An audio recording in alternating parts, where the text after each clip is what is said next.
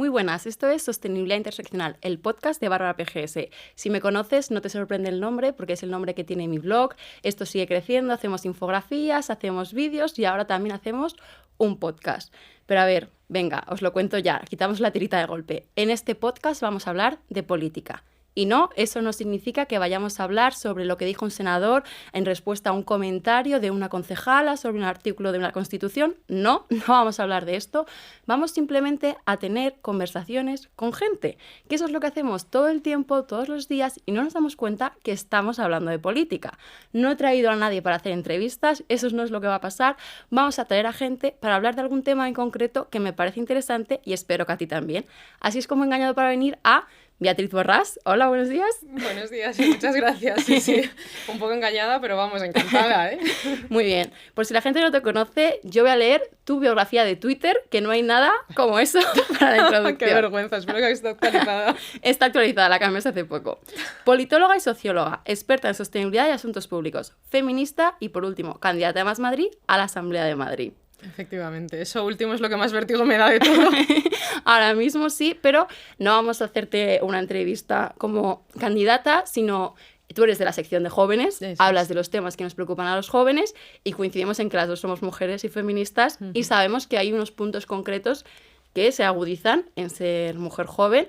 A mí un tema que Bueno, es que llevo como 2 años con ello en la cabeza, que reviso los datos como una obsesiva, y es el paro en las mujeres jóvenes, porque con la pandemia lo que más afectó fue a las mujeres y a los jóvenes. Y en este punto de intersección, que ahí es donde viene el concepto de la interseccionalidad, de la discriminación múltiple, está sufriendo. Y es que los datos actualizados de 2023 no, pero los de 2022, la diferencia de paro entre mujeres jóvenes y hombres jóvenes es aún mayor que antes de la pandemia, porque la recuperación, o sea, cuando se ha empezado a contratar, cuando ya ha empezado la recuperación, los cambios de la reforma laboral, las mujeres se han ido quedando atrás.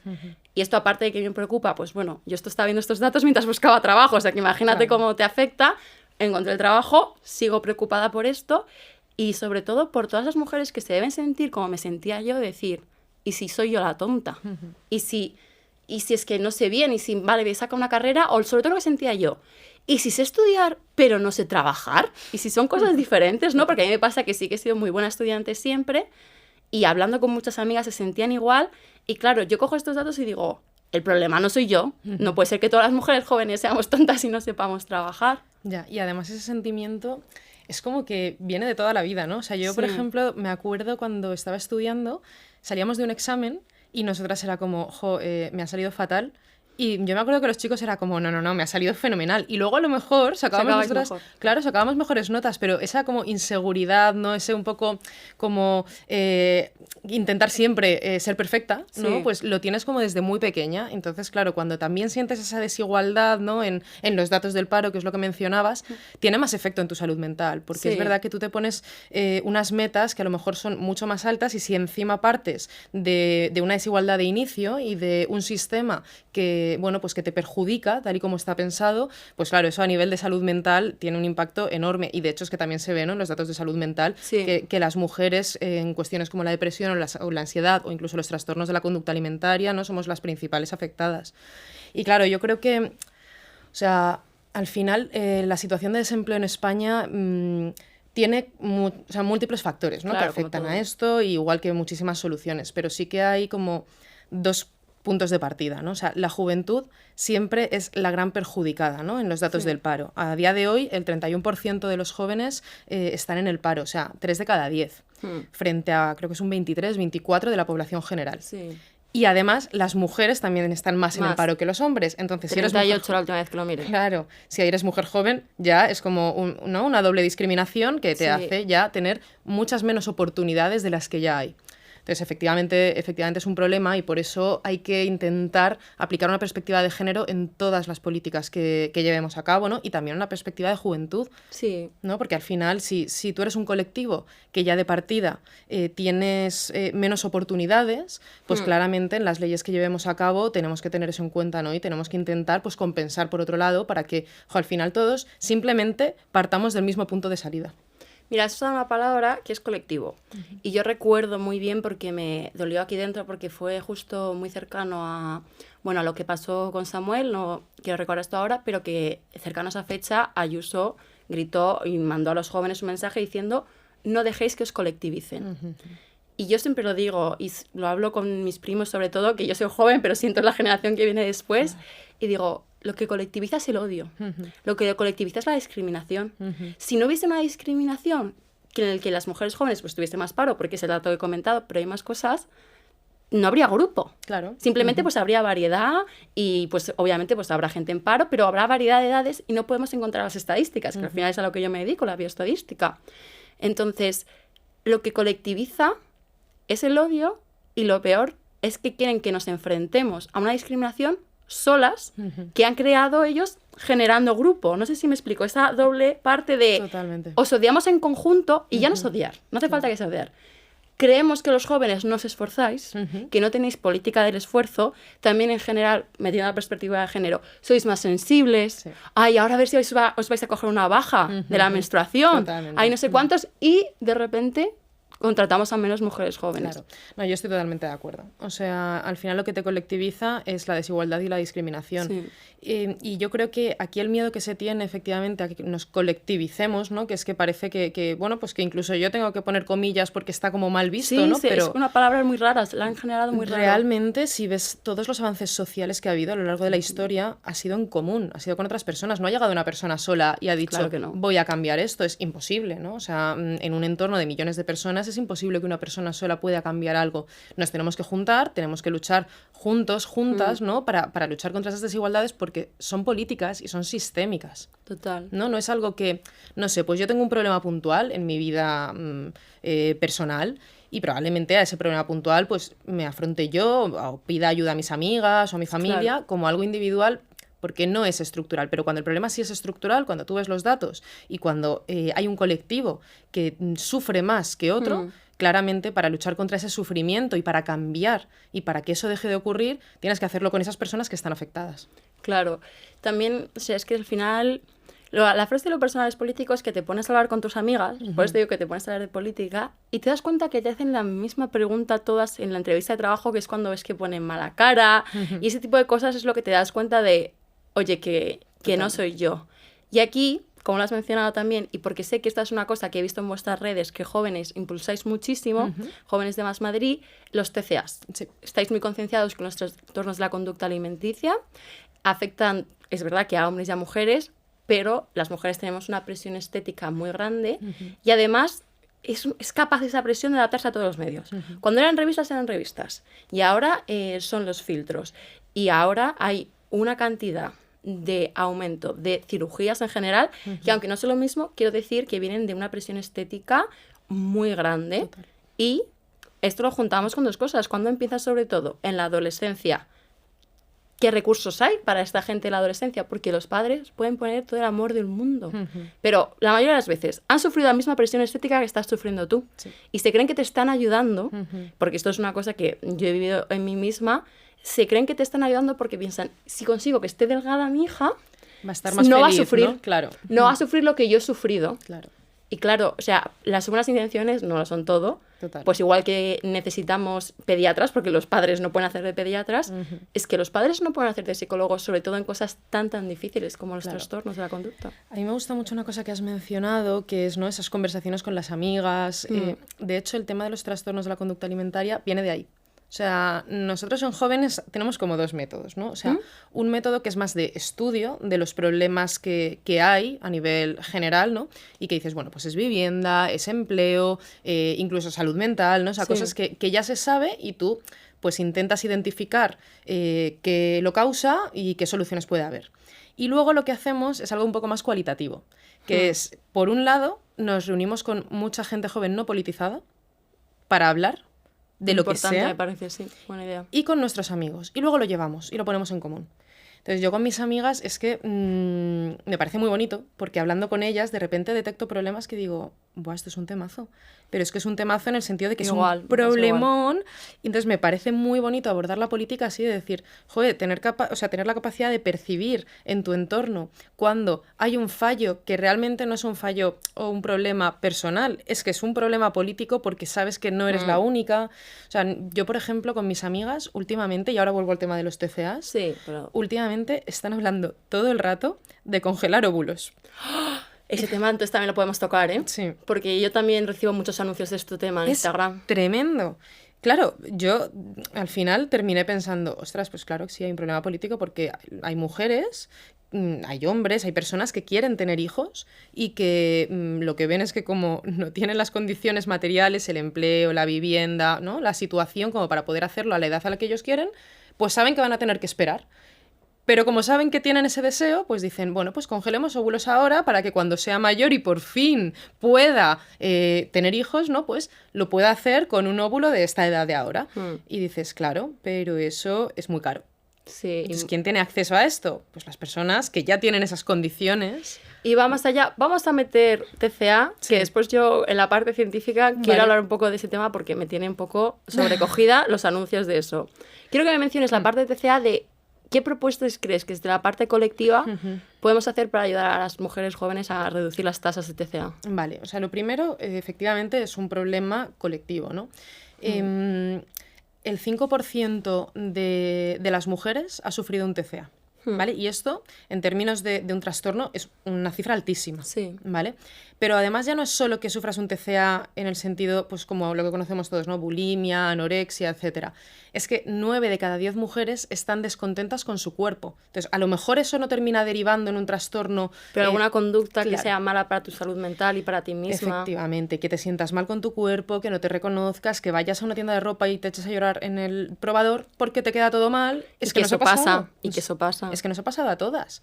Nos ha pasado a todas. Entonces, hay un problema como más invisible, que yo creo que es ese, y luego el más visible, que es cuando ya tienes un trastorno diagnosticado, ¿no? Sí. Y bueno, pues tienes que tratarlo. ¿Qué problemas hay? Yo creo que esto empieza desde la raíz, desde que eres pequeña. O sea, yo veo a mis sobrinas que tienen 8 y 9 años y es que, de verdad, a veces me da muchísima pena, van vestidas como si tuviesen 25. Van con un bikini que dices, madre Sí, porque mía. los anuncios han ido hacia allá cada vez más, Claro. la presión estética. Efectivamente. O sea, Las redes también están metiendo mucha presión desde ahí. es impresionante. O sea, yo las veo y digo, es que yo me compraría tu ropa, la verdad. O sea, Ya. en plan, y eres una niña. Y, Total. ¿no? Y también hay que dejarte ser una... Sí, ¿no? correr Entonces, y saltar y mancharte y todas esas claro. cosas. Y entonces creo que desde muy pequeñitas ya nos van metiendo eso, ¿no?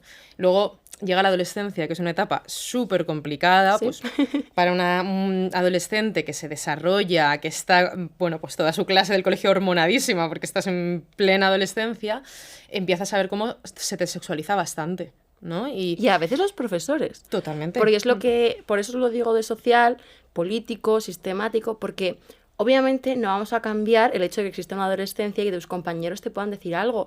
Pero yo he recordado cosas de mi adolescencia y de decir, los profesores eran peor. Sí. No porque te sexualicen en el sentido de que haya un abuso hacia el profesor. Claro. No, pero sobre todo en la parte de, por favor, ¿te puedes poner una chaqueta en clase porque estás molestando a tus compañeros? Sí. Y literal te estás poniendo la misma camiseta que te ponías el año pasado, pero claro, tu cuerpo está cambiando y no vas a tiempo. Es que también pasa en un momento que te estás desarrollando y no eres consciente que ahora es un buen momento para empezar a usar sujetadores, por ejemplo.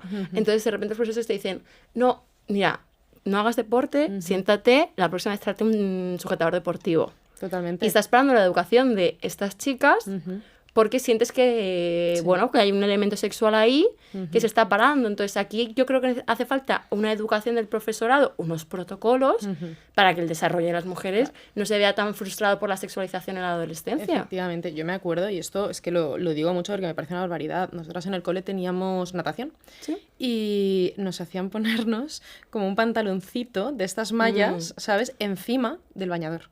O sea, íbamos con nuestro bañador y encima, como para que no se nos marcase nada, pues como un bañador de chico prácticamente, Sí. ¿no? Como encima del nuestro. Y es como, hombre, pues a ver, no sé, o sea... Queda raro, ¿no? sí. Y además me haces como un poco avergonzarme de mi Sí. cuerpo, no estar a gusto, ¿no? Pero bueno, y esto pues va pasando, ¿no? Según te vas haciendo mayor. Y luego además con el auge de las redes sociales, TikTok, Instagram, ver esa presión, las influencers, ver, pues bueno, unas vidas que parecen perfectas. Filtros. Los Los filtros. hombres son vidas también. Claro. Los filtros, edición. Entonces todo esto se te va quedando aquí, ¿no? Y nosotros, bueno, tenemos varias propuestas. La primera, y a lo mejor es la menos sexy de todas, pero es que es necesaria, ya hay un plan contra los trastornos de la conducta alimentaria en la Comunidad de Madrid. ¿Qué pasa? Que es un plan de 2008, cuando no existían ni las redes sociales. Claro, hay que actualizarlo. Hay que actualizarlo, pero sin embargo a mí lo que me sorprende es que nosotros proponemos actualizarlo y nos votan en contra. Que dices, o sea, a ver, no sé, me parece como de cajón, ¿no? O sea, existe el problema, vosotros lo habéis identificado porque vosotros también tenéis un protocolo. ¿Por qué no queréis actualizarlo? Pues al final es porque han terminado como queriendo, bueno, pues utilizar todas las armas que tienen a nivel electoral para ¿no? Sí, es una cosa que desgraciadamente, yo no sé si pasaba antes o no, porque como estamos en el episodio de ser mujer joven, desde que yo he estado metida en las propuestas, pues quizá no me sé cosas anteriores, pero es una pena que cosas que se está en común, que realmente se está defendiendo lo mismo, en vez de haber un debate de vamos a actualizarlo, creemos que es importante hablar de los filtros, creemos que es importante hablar de los colegios, en vez de ser el debate en las cosas es, si viene de ese lado de la asamblea, es imposible escucharse. Efectivamente, y es que no tiene ningún sentido.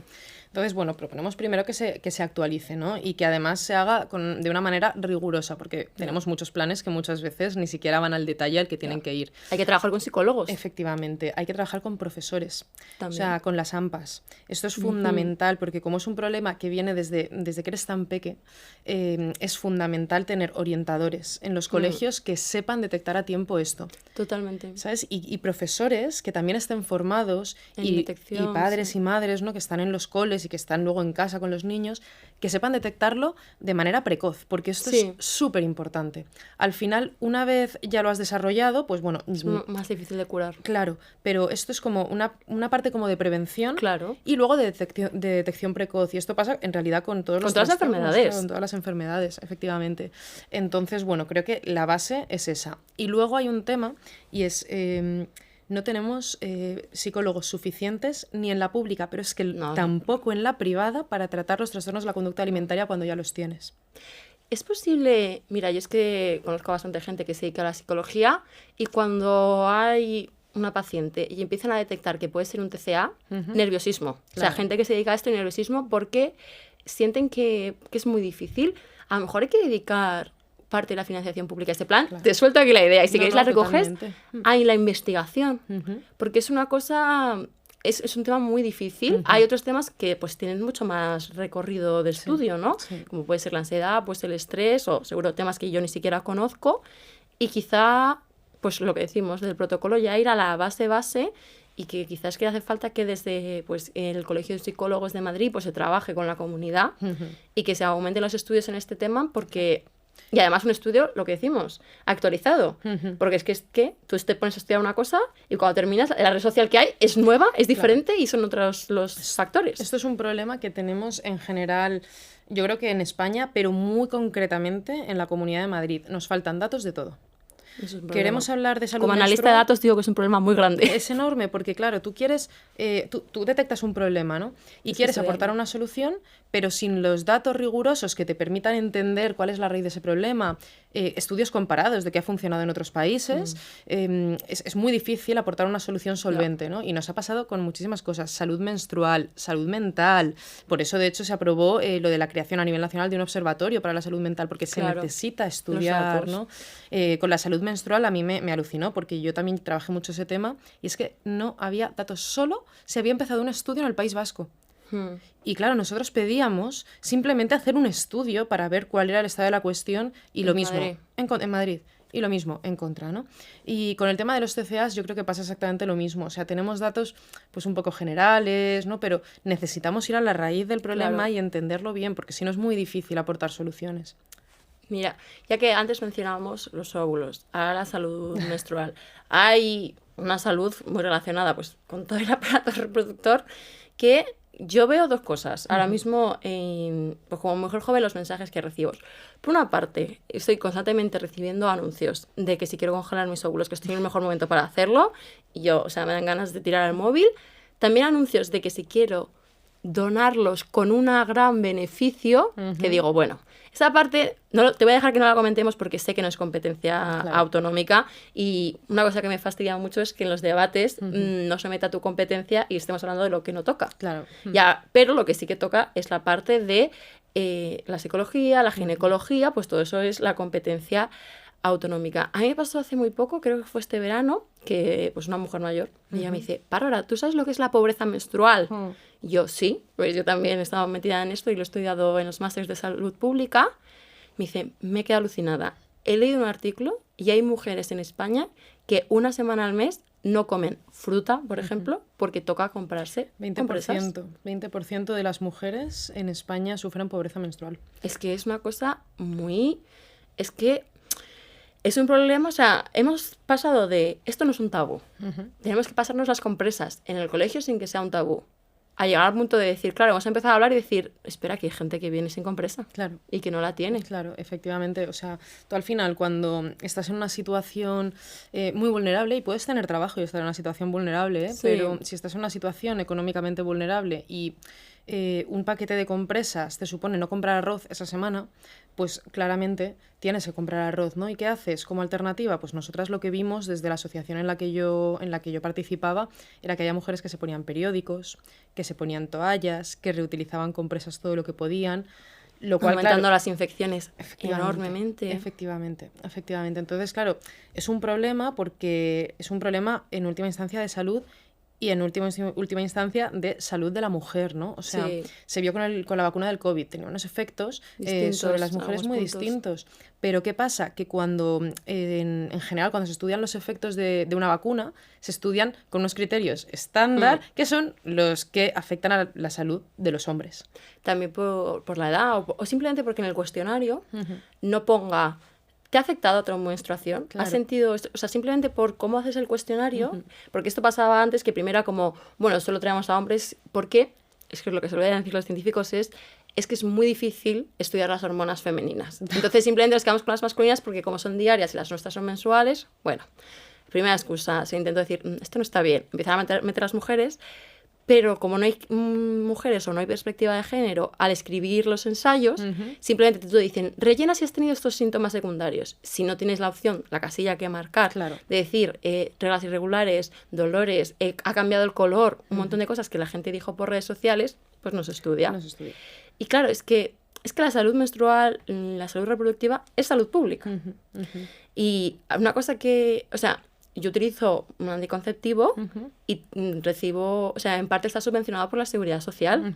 Entonces, y a mí, pues el médico me lo receta, es adecuado, y además realmente no es caro, pero es mejor que la gente tenga control sobre su salud reproductiva que no la tenga. Algo se tiene que poder hacer también con algo que sí o sí son todos los meses. Efectivamente, todos los meses durante 40 años, la mitad de la población. O sea, dime tú qué... Bueno, pues ¿qué le ocurre realmente que sea común al 50% de la población en términos de salud? Muy poquitas cosas, muy poquitas, y sin embargo esto no se aborda. O sea, y yo de verdad estoy segura de que si los hombres tuviesen la menstruación sería completamente distinto. Es que se habría montado el mundo distinto. Totalmente. Se habría montado el mundo distinto. Totalmente, pero bueno, eso yo creo que pasa con muchas cuestiones. Ahora también nosotros estamos hablando mucho que esto afecta menos a las mujeres jóvenes, pero que nos afectará, ¿no? Que es la menopausia. También, ¿no? Claro. O sea, el impacto que tiene también la menopausia en la salud de la mujer, en su entorno, en cómo se siente, y esto también... Básicamente, que no sea una cosa que se esconde y que se usa en nuestra contra. Es que se usa en nuestra contra a la hora de hablar, te dicen, estás en esos días del mes. Es muy incómodo. Yo sí que...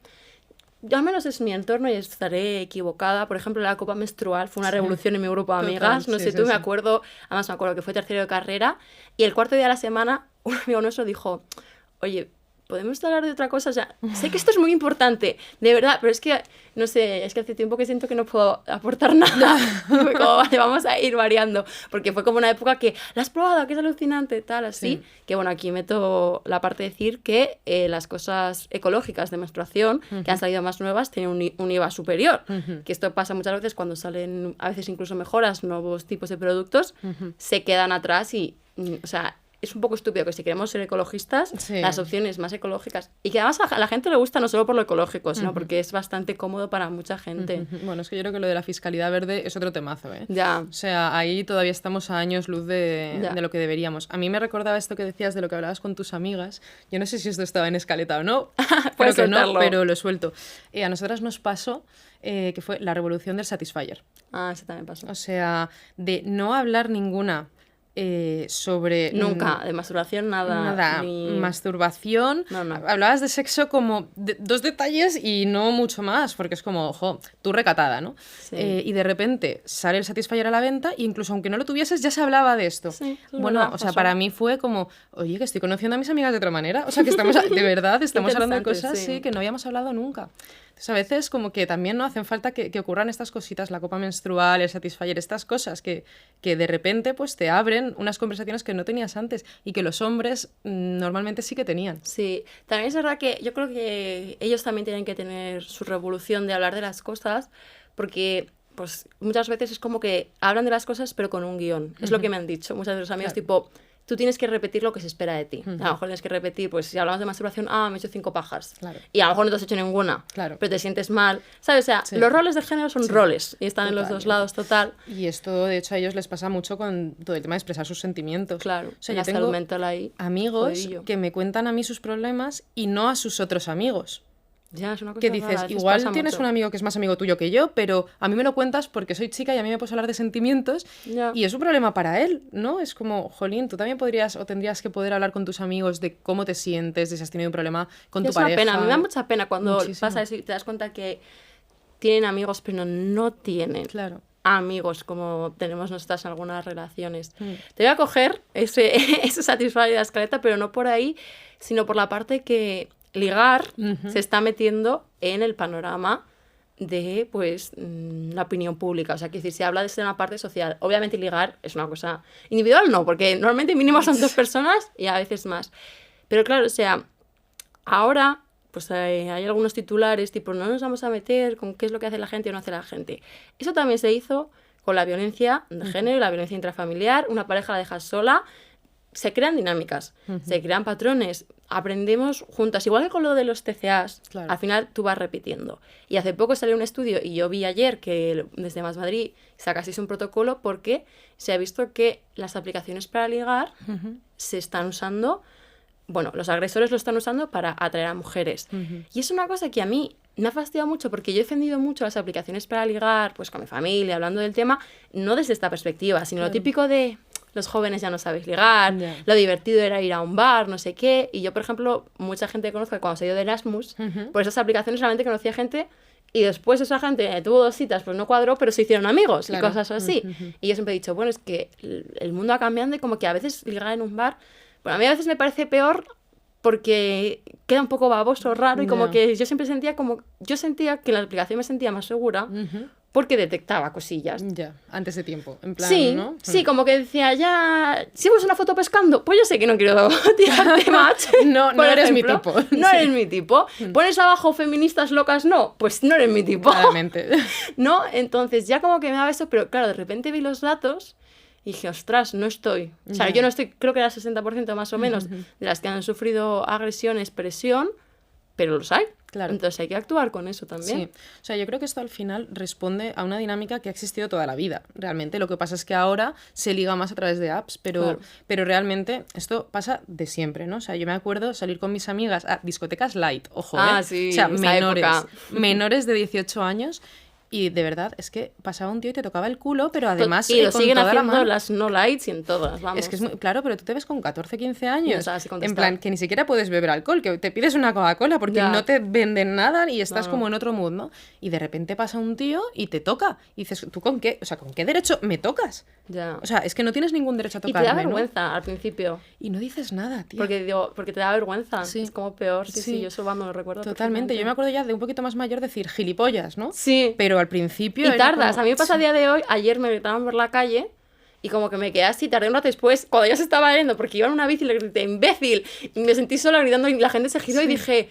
Bueno, al menos ya me lo he dicho, la me he próxima vez me desahogado. saldrá antes. Me he desahogado. Pero ese punto de decir, porque me tengo que callar yo si me Claro, estás diciendo tú. eso es, y luego pues pasa, por ejemplo, cuando sales de noche, ¿no? Este verano se ha visto Ya. también, ¿no? Con las bebidas y si el te metían ocio. algo en la bebida y demás. O sea, al final yo creo Pinchazos, que sí. en los pinchazos, básicamente es algo que responde pues a una cultura de ligar muy machista, ¿no? Sí. Y esto se ve en el ocio nocturno, se ve en el ocio diurno, cuando Sí, en intentas el ligar, ocio. ¿no? En general, cuando intentas ligar y efectivamente también en las apps, ¿no? Entonces, igual que proponemos protocolos para el ocio nocturno, ¿no? Y que nos den una seguridad a las mujeres cuando salimos, pues bueno, cuando salimos a una discoteca, cuando vamos a un bar, cuando no, y cuando ocurre algo, que tengamos pues unos protocolos que se puedan seguir para que tú estés protegida y, ¿no? y que haya pues un protocolo de actuación, Sí. pues lo mismo se pide un poco con las apps. O sea, al final no es nada descabellado, simplemente es, bueno, pues regular una situación que ocurre, que es un 57% las mujeres que Sí, han sufrido este tipo de 57. agresiones, un 22% las que han sufrido agresiones físicas además. Ya. O sea, que esto es que es O sea, muy fuerte, un sí, sí, 22%, es que es una barbaridad. Y dices, simplemente lo que quiero hacer es que en todos los espacios estén seguras, ¿no? Igual que quiero que lo estén en un bar, en una discoteca, en el metro volviendo a casa, lo que sea, quiero que esté segura también en las redes sociales. Entonces, o en las redes sociales o en las apps. Bueno, las apps de ligar son un tipo de red social muy Claro, concreta, ¿verdad? claro. Es una red social. Y de hecho, mira, yo ayer lo hablaba con un amigo, fue antes de que sacásemos lo del protocolo, y me decía, Jotia, yo he probado 2 apps, ¿vale? Una que es normal, en la que hablan los hombres y las mujeres, y otra en la que solo pueden iniciar la conversación las mujeres. Dice, me encanta muchísimo más Ya. en la que inician la conversación las mujeres. Yo la verdad es que nunca he usado, ¿vale? Porque he tenido pareja y no lo he usado, la Ya. verdad, pero todo el mundo que conozco prefiere las apps en las que hablan primero las mujeres. Esa app salió cuando yo ya tenía pareja. Claro. Y me pareció curioso porque dije, esto está genial, pero después pensé, pero cuando yo estaba en las otras no iniciaba yo porque se da por sentado. Entonces, obligar a romper hace. Y yo quiero mencionar lo de los protocolos, te lo he preguntado porque ha habido un caso pues muy sonado por una persona famosa y realmente la denuncia empezó por un protocolo en una discoteca pues de la gente de seguridad. Entonces, los protocolos suenan como algo muy raro, Claro. suenan como algo muy abstracto, pero es un punto en común muy grande en el que no dependemos de lo que se nos ocurra. O sea, los protocolos es como un semáforo en rojo y en verde. Entonces, ¿tú sabes si en la Comunidad de Madrid ahora mismo existe un protocolo como el que hay en Cataluña? No existe. O sea, ni siquiera tenemos para el ocio nocturno. No tenemos, nosotros lo hemos propuesto desde Más Madrid, pero sin embargo no ha salido adelante, pero como todo. Entonces, claro, esos protocolos no existen y creemos que es un básico. Si es que además Sí. es como, ni siquiera con eso vas a solucionar todo el problema, pero No, por pero lo pones una menos, base. claro, por lo menos pones una base y puedes actuar si ocurre, ¿no? Sí. O sea, que yo esté en una discoteca una noche y un tío me agreda, pues hombre, yo quiero que se sepa qué hay que hacer. Yo no sabría qué hacer, o sea, estaría nerviosísima, no sabría, o sea, estaría probablemente llorando. Necesito que haya gente en ese espacio que sepa lo que tiene que hacer, ¿no? Y que al final que me cuide en ese momento, que sepa quién hay que llamar, qué es lo que hay que, bueno, protegerme de esa Sí. manera, ¿no? Y bueno, y darnos garantías a todos y a todas. Entonces, creo que es un básico, que es que ni siquiera, o sea, no es pedir aquí como, en plan, reinventar la rueda. No, o sea, no. que es que tener que un están otras comunidades autónomas puestas en marcha. Claro, y que es algo completamente normal. Igual que hay protocolos en colegios sobre Claro, otros temas. bullying, por ejemplo, hay protocolos de bullying. Sí, efectivamente.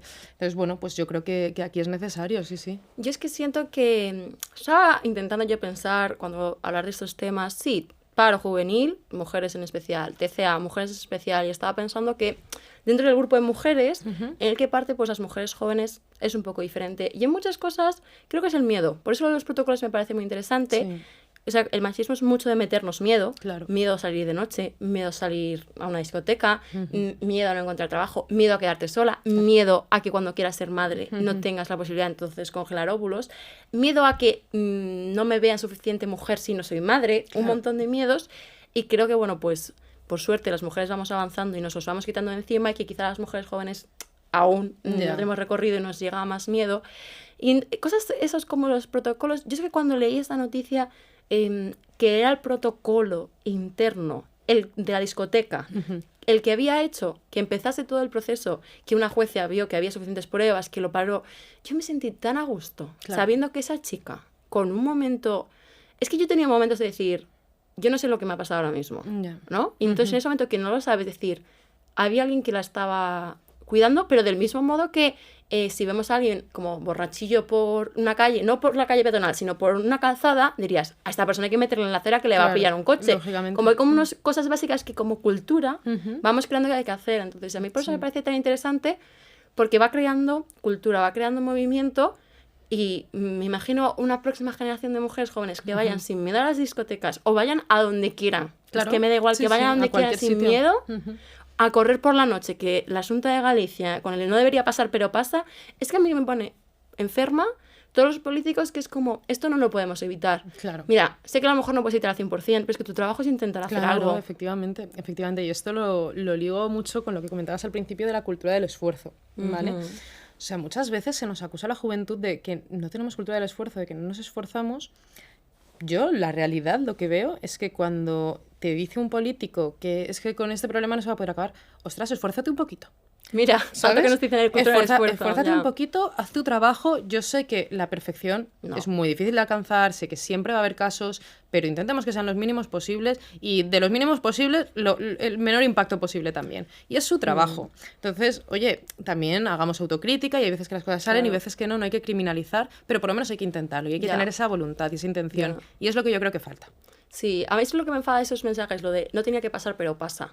Es como no. O sea, tú puedes decir que lo has intentado, pero que te está fallando. Por ejemplo, lo de los datos de Madrid y los TCAs. Puedes decir, aún no lo tenemos todo porque no tenemos suficientes datos, pero nos ponemos a trabajar. Efectivamente. Te voy a dejar un momento final, que nos quedan unos pocos minutitos, por si hay algún tema en especial que creas que hay que decir, mujeres jóvenes, y te voy a dejar meter como un poquito a tope propuestas que se vienen las elecciones desde Jóvenes Más Madrid. Vale, bueno, nosotros hablamos de muchos temas. Lo sé, porque os sigo en redes y es muy difícil estar atento de todo. Es que de hecho hablamos de demasiados, diría yo muchas veces. Sí, bueno, nosotros, a ver, yo creo que cuando decimos mujeres jóvenes también es verdad que depende mucho en qué etapa de la vida te encuentres, porque la juventud ya, ¿no? También es como, claro, es muy larga, no es lo mismo ser adolescente que estar en la uni o que estar ya trabajando, ¿no? O sea, estás en diferentes etapas. Nosotras es verdad que hacemos como una especie de cronología dentro de las edades, ¿no? Y decimos, hay una piedra angular que es la desigualdad. Y que es lo que genera que nosotras como mujeres y también nosotras como personas jóvenes, ¿no? Veamos que nuestra vida es más difícil, ¿no? Empieza en la educación, empieza con la presión que se ejerce sobre nosotras, empieza con lo que se espera de nosotras, empieza con, bueno, pues no tener a lo mejor recursos para dar clases extraescolares, para aprender inglés fuera del colegio, para hacer deporte, ¿no? Al final esa desigualdad económica también impacta en las oportunidades que tú tengas en el futuro. Cuando eres un poquito más mayor y vas a la universidad, si vas, tienes que pagar las tasas universitarias más altas de toda España. Si te quieres ir de Erasmus, no tienes una ayuda autonómica como tienen el resto de comunidades autónomas, por tanto, si no tienes dinero, no te puedes ir de Erasmus, efectivamente. Si quieres estudiar una FP, que también puede ser, bueno, pues en la Comunidad de Madrid, 33.000 chavales se han quedado sin plaza pública. Yo conozco unos cuantos de esos 33.000. Yo también, es que es tremendo. Entonces, para nosotros al final es como, jolín, es que son todo piedrecitas. Y todas estas piedrecitas tienen una respuesta política, ¿no? Luego sales al mercado laboral y te pones a buscar trabajo y dices, vale, soy mujer joven, 3 o 4 de cada 10 en el paro. Y dices, hombre, pues efectivamente lo tienes muy difícil, pero incluso aunque consigas trabajo, te encuentras con que probablemente cobres menos que tus compañeros. Porque la brecha salarial existe, es real, y es verdad que cada vez es menor y, ojo, súper agradecida. De hecho, me fijé que sobre todo es cuando vamos creciendo por edad, como que entramos en el mismo sueldo y de repente al año siguiente no hemos llegado al ascenso, no hemos dado promoción. Claro, efectivamente, ¿no? Y luego, bueno, pues en el trabajo también ves, ¿no? Pues estas desigualdades como comentamos. Y luego dices, ostras, imagínate que en el mejor de los casos, ¿no? Yo llego, tengo mis estudios porque he conseguido lo que sea, porque me lo he podido pagar, por cualquier motivo. He conseguido trabajo, ojo, milagro. Tengo trabajo. Bueno, pues me quiero ir de casa de mis padres, ¿no? Claro, me quiero ir de casa de mis padres. Bueno, pues tengo que esperar hasta de media los 30 años, que es cuando de media nos emancipamos en la Comunidad de Madrid, porque es tan caro el alquiler o la compra de una casa, que que hasta mínimo los 30 años no te puedes ir. A día de hoy, las entidades financieras te recomiendan que como máximo te dejes el 30% de tu sueldo en el alquiler, ¿no? No es la realidad. La realidad de hoy es el 57%. ¿Vale? Y la gente que se queda en casa porque no puede. Claro, la gente se queda en casa porque no puede y la que se va se está dejando más de la mitad de su sueldo. Aparte de esa más de la mitad, no tienes que pagar tus suministros básicos. Luz, agua, comida, ¿no? Transporte para ir al trabajo. Al final te quedas con... pues con 10 euros en la cuenta, sí, ¿no? Vamos, en números rojos. Una situación de presión muy grande. Depresión, económica. Efectivamente. Y claro, dices, bueno, pues a lo mejor, imagínate, tengo mi trabajo, incluso me he independizado.